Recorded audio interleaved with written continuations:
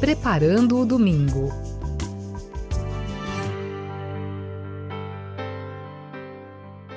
Bem-vindo, bem-vinda você que acompanha agora conosco o programa Preparando o Domingo. Eu sou Carlos André, nós vamos juntos refletir os textos da liturgia deste domingo, domingo da Epifania do Senhor. É um nome pomposo para aquilo que nós conhecemos como Festa de Reis. É aquilo que nós colocamos no nosso presépio, aqueles 3 reis que apresentam-se com seus presentes para oferecer a Jesus.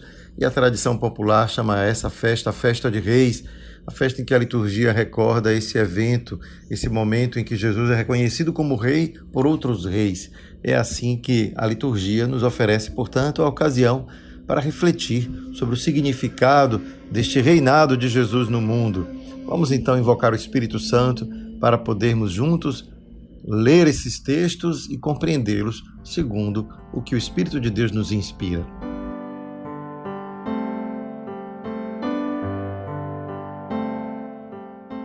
Venha Espírito do Pai e do Filho, venha Espírito de amor, venha Espírito de infância, de paz, de confiança e de alegria. Venha alegria secreta que brilhas através das lágrimas do mundo. Vem Espírito Santo, vida mais forte que nossas mortes. Vem Pai dos pobres e advogado dos oprimidos. Vem luz da eterna verdade e de amor derramado em nossos corações.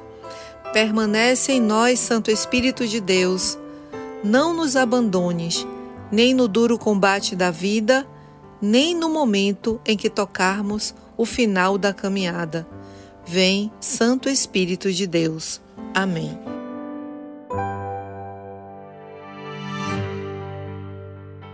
A primeira leitura de hoje é tirada do livro do profeta Isaías.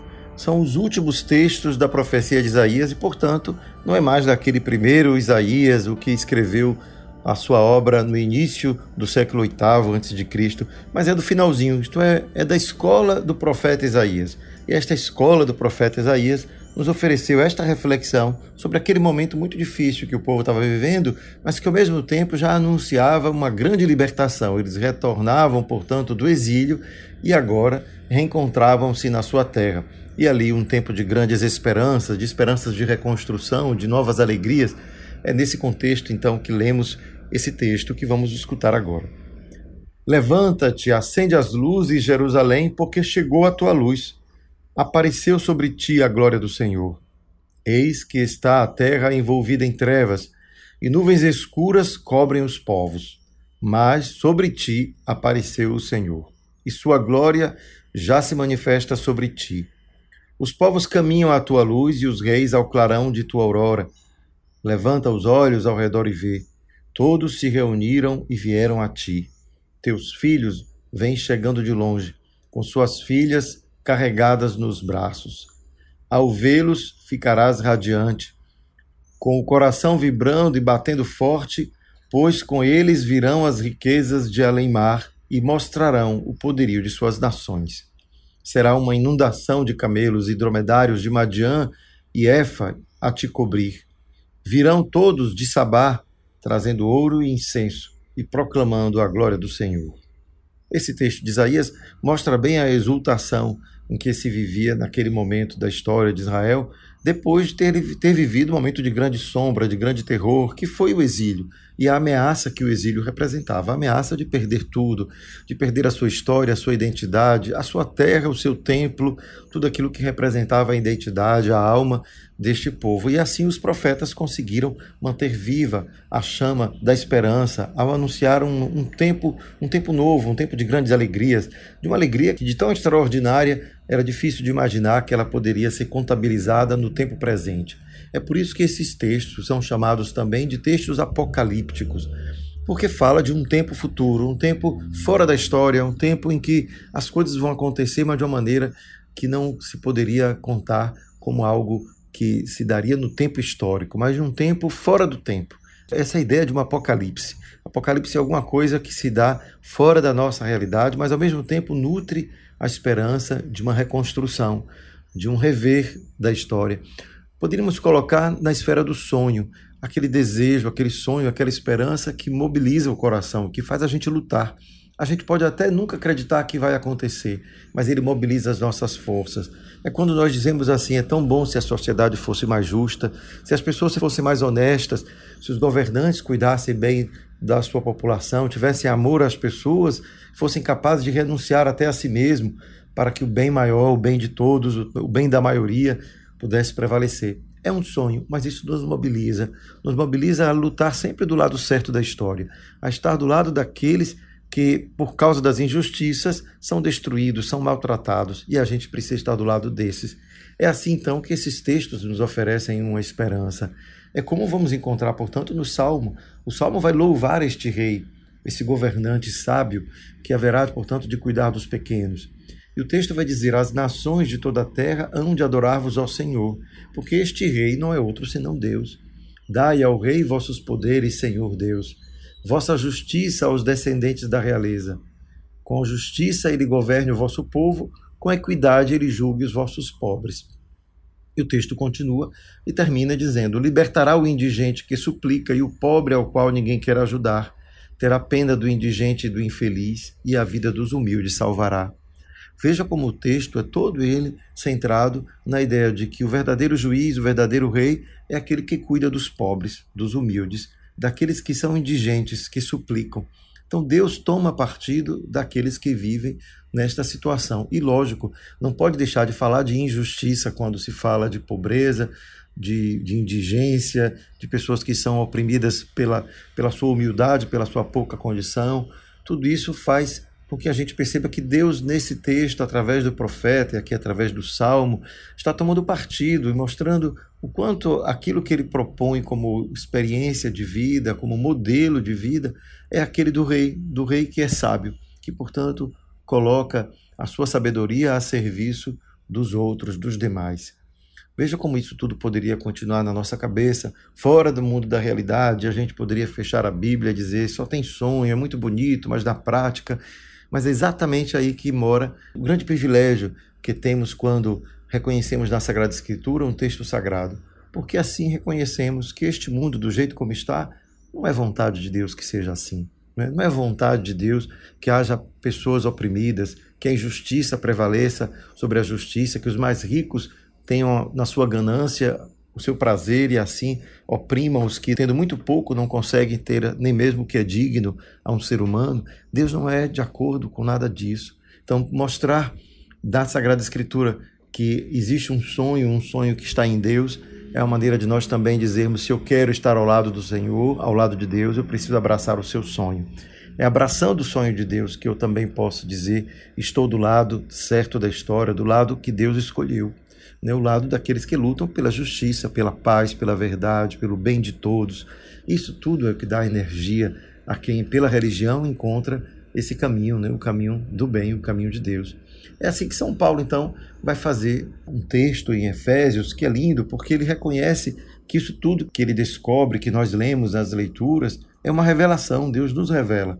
Porque, afinal, não é natural de nós agir assim. Não agimos dessa forma naturalmente, precisamos de um impulso.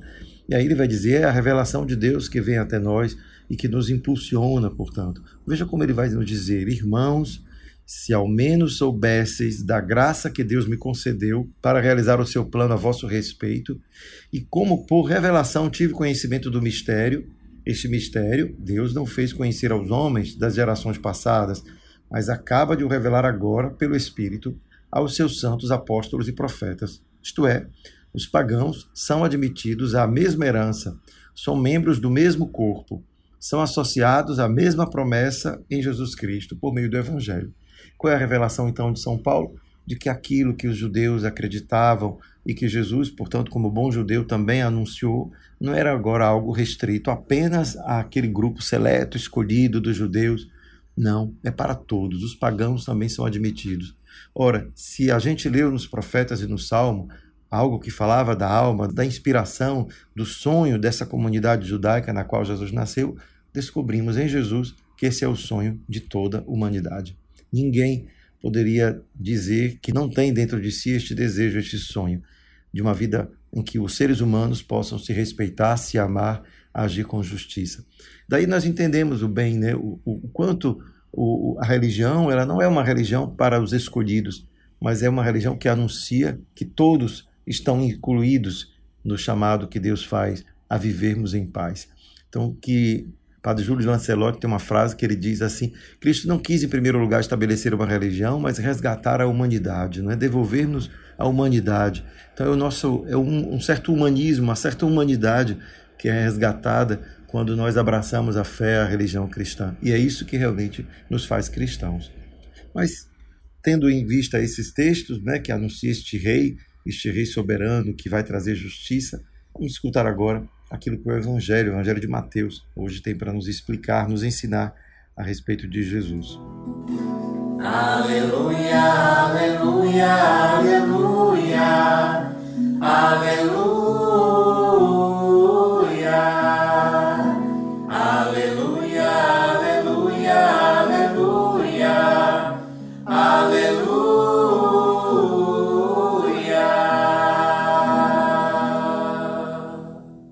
Evangelho de Jesus Cristo segundo Mateus.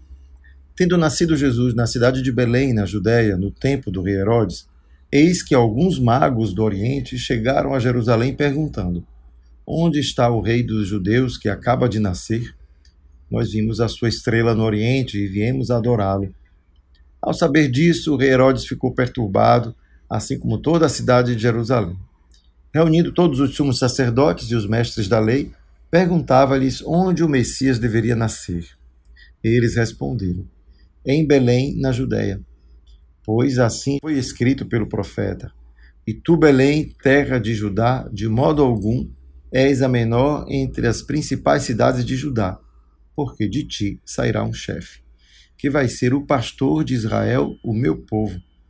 Então Herodes chamou em segredo os magos e procurou saber deles cuidadosamente quando a estrela tinha aparecido. Depois os enviou a Belém, dizendo: Ide e procurai obter informações exatas sobre o menino, e quando o encontrardes, avisai-me, para que também eu vá adorá-lo. Depois que ouviram o rei, eles partiram. E a estrela que tinham visto no oriente ia adiante deles, até parar sobre o lugar onde estava o menino. Ao verem de novo a estrela, os magos sentiram uma alegria muito grande. Quando entraram na casa, viram o menino com Maria, sua mãe. Ajoelharam-se diante dele e o adoraram. Depois abriram os seus cofres e lhe ofereceram presentes, ouro, incenso e mirra. Avisados em sonho para não voltarem a Herodes, retornaram para a sua terra, seguindo outro caminho.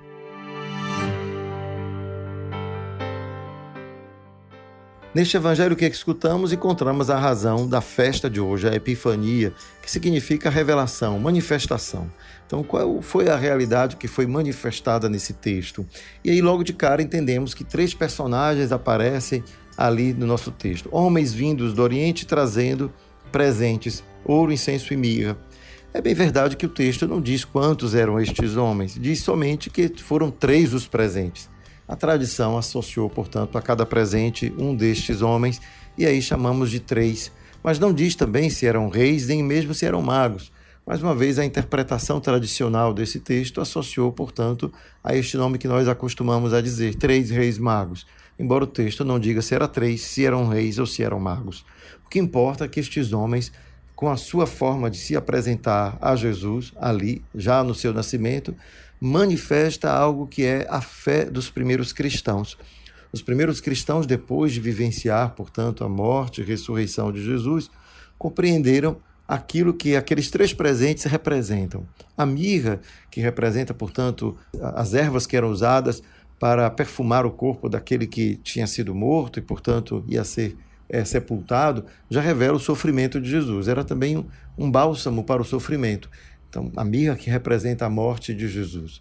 Mas também temos ali o ouro, que representa a sua realeza. Afinal, os cristãos compreenderam que Deus entregou a Jesus as chaves da história, o mundo, o fim dos tempos. Portanto, Jesus está como aquele que governa a história, o mundo. Tudo está sob o seu domínio nesse momento, porque ele ressuscitou simplesmente. Quem poderia ter poder sobre a vida, senão aquele que teve em sua vida mesma ressuscitada, não é? Por isso mesmo, Jesus, quando ressuscita, assume este lugar, este trono. Então a glória de Jesus, o seu reinado, é um reinado que é aquele de um reino de vida. Ele trouxe a vida, portanto, ele tem a vida nas mãos, ele é rei. É nesse sentido que o reinado de Jesus está aqui representado no ouro. E claro, se a gente puder logo imediatamente compreender para que serve o incenso, encontramos que o incenso é usado no culto para adorar. Portanto, Jesus é também adorado como Deus pelos primeiros cristãos. Então vemos o que representa essa cena. Não é uma cena do nascimento de Jesus, mas é uma cena daquilo que é a comunidade dos primeiros cristãos, quando Jesus ressuscitado compreendeu aquilo que ele é. Saímos então de um fato histórico, que é Jesus ressuscitou, se manifestou como Deus diante da sua comunidade de fé, e agora esta realidade se manifesta na pena, na mão de Mateus, em uma história construída para nos instruir que Jesus não se tornou Deus, não se tornou rei, ele já nasceu rei, ele já nasceu Deus. É por isso que ele veio ao mundo. Desde o seu nascimento existe uma manifestação de Deus no mundo. Deus não se manifestou apenas na ressurreição de Jesus, mas o nascimento de Jesus já é uma epifania, uma manifestação de Deus que nasce.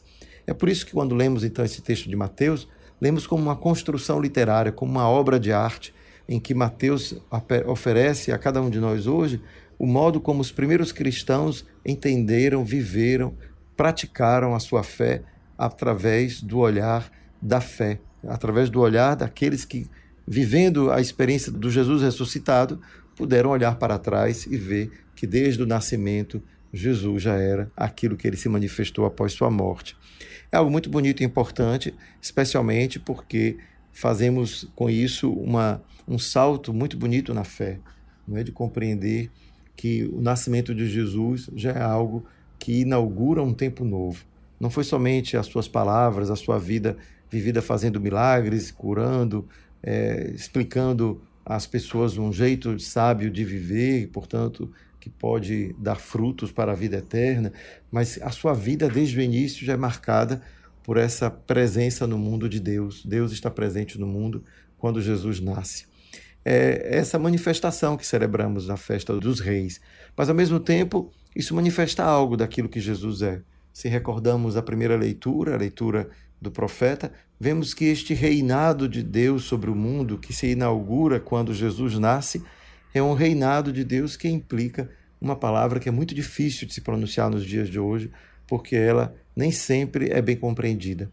Jesus veio para inaugurar um tempo de justiça. Deus veio para fazer justiça. Fazer justiça significa resgatar os pobres, os pequenos, os esquecidos, os excluídos, aqueles que não têm voz nem vez, aqueles que não conseguem se instalar neste mundo, porque as forças deste mundo são forças egoístas, orgulhosas, vaidosas, onde a cobiça e a avareza tomam o lugar da fraternidade, do amor, da partilha. E Jesus veio instaurar o reinado, que é um reinado que resgata, um reinado que coloca estas pessoas em primeiro lugar. E é por isso que é um momento difícil de dizer essas coisas, porque muitas vezes, até mesmo entre cristãos, entre aqueles que são homens e mulheres de fé, essa é uma palavra dura de escutar.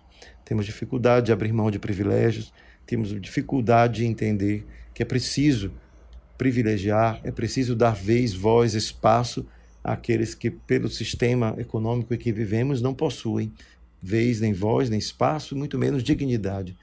É por isso que essa palavra de Jesus hoje, como rei, tem que ser acoplada àquilo que as profecias diziam sobre quem é este rei. É um rei de justiça, ele veio trazer a paz, é o príncipe da paz, mas uma paz que significa reconciliação, reconciliar para que possamos viver em um tempo de mais justiça, mais fraternidade. Portanto, não é uma paz qualquer em que se abafam os conflitos, mas é uma paz que permite que os conflitos sejam um mecanismo para alcançar, portanto, a justiça e a fraternidade, ou o equilíbrio que necessariamente é preciso alcançar para que a paz se estabeleça. É nesse sentido, portanto, que ao celebrar a festa de Reis, celebramos, na verdade, o reinado de Deus sobre o mundo, e este reinado pede que cada um de nós seja capaz de, ao inserir-se nele, colocar a justiça e a verdade como um critério de conduta. Não podemos, portanto, ser cristãos sem ser como Cristo. Não podemos ser cristãos sem lutar, sem abraçar as causas que levam a produzir maior justiça, Em um mundo sempre cada vez mais injusto, mais desproporcional, mais desigual, onde muitos têm muito pouco e poucos têm quase tudo. E é assim que, nessa festa de hoje, se proclama o reinado de Deus através dos reis magos que se apresentam ao menino Jesus na gruta. Que essa mensagem do Natal nos acompanhe por todo o ano de 2024. Obrigado, Senhor, por mais um dia, por mais uma semana, por mais um ano que se inicia. Que a Tua graça, que a Tua presença em nós nos ajude a compreender cada vez mais o quanto precisamos reformar o nosso modo de ver e de pensar para que possamos nos aproximar cada vez mais do Teu jeito de pensar e de ver o mundo. Que a justiça e a paz sejam os valores que nós possamos perseguir em tudo o que estivermos fazendo ao longo deste ano, para que nunca, jamais percamos o sonho de um mundo mais fraterno, mais humano, mais justo, mais igual para todos. Abençoa-nos hoje e sempre, Pai, Filho e Espírito Santo. Amém. Fica a dica! A festa de Reis Magos nos recorda isso, o reinado de Deus. Como tem sido na minha vida, portanto, a preocupação que eu tenho pelos mais pequenos e pobres. Quando eu compartilho na internet mensagens, me preocupo para que elas sejam mensagens edificantes, que promovam a justiça e a paz. Ou eu sou do tipo que prolifera polêmica, fake news, desde que o meu ponto de vista prevaleça. Estou mesmo interessado em buscar a justiça. Observe como tem sido o seu comportamento, especialmente nas redes sociais. Você tem sido um difusor da justiça e da verdade e da paz, ou você tem preferido as polêmicas? Deixe então que neste tempo de Natal, que o Príncipe da Paz, que Jesus, inspire as suas ações. Fica a dica. Preparando o domingo.